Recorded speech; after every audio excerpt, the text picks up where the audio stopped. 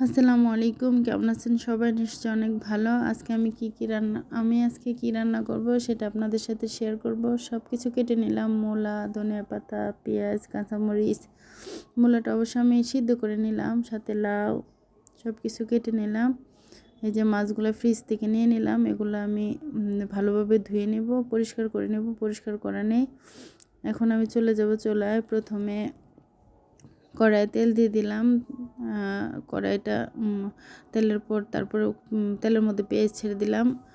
পেঁয়াজগুলো ভালোভাবে ভেজে নিব একদম কড়া করে। তারপর দিয়ে দিলাম লবণের পরে দিয়ে দিলাম একটু রসুন বাটা।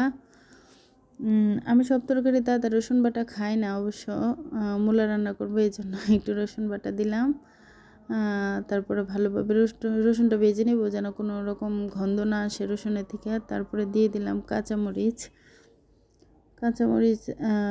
দেওয়ার পরে আমি এটাতে মশলা অ্যাড করব, মরিচের গুঁড়া, হলুদের গুঁড়া, ধনিয়ার গুঁড়া। তারপরে মশলাটা ভালোভাবে ভেজে নেব। ভেজে নেওয়ার পর আমি মাছগুলো ভালোভাবে ধুয়ে পরিষ্কার করে এটাতে নিয়ে কষাবো। ভালোভাবে কষানোর পরে এখন আমি ভালোভাবে দেখতেছি ভালোভাবে কষানো হয়েছে কিনা। অনেকক্ষণ রান্না করছি, অনেকক্ষণ ভালোভাবে কষানোর পর এটাতে দিয়ে দিব মূলা দেওয়ার পরে এটাকে ভালোভাবে মিক্সড করব মাছটার সাথে। আজকে আমি মাছটা ভাজি নাই, অন্য একটা চুলায় আমি আবার কড়াই বসিয়ে দিলাম। ওখানে আমি তেল দিলাম, তেলের উপরে পেঁয়াজ দিয়ে দিলাম। আর এই দিক দিয়ে আমার মূলাটা প্রায় কষানো হয়েই গেছে। এদিক দিয়ে আমার ওই পেঁয়াজটাও ভাজা হয়ে গেছে। দিয়ে দিলাম লবণের পর আমি একটু রসুন বাটা দিয়ে দিলাম। কিছু হালকা একটু রসুন বাটা দিয়ে দিলাম। রসুন বাটাটা আমি ভালোভাবে রসুনটাকে মিক্সড করে নেব এবং ভেজে নেব যেন রসুনের থেকে কোনো গন্ধ না আসে।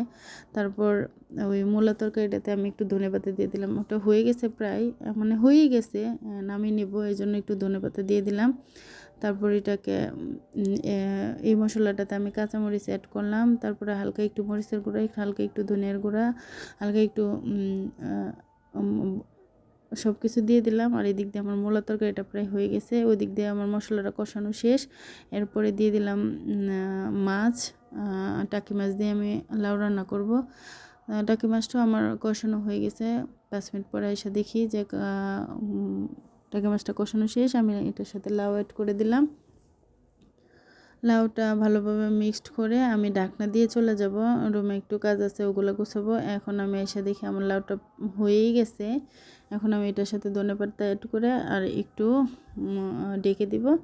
এই তো আমার মূলা তরকারি রান্না হয়ে গেছে, একদম শেষ, ফাইনাল লুক। মূলা তরকারি রান্না শেষ। এদিক দিয়ে আমার লাউ রান্না শেষ। রান্নাবান্না দুপুরে আজকে কমপ্লিট।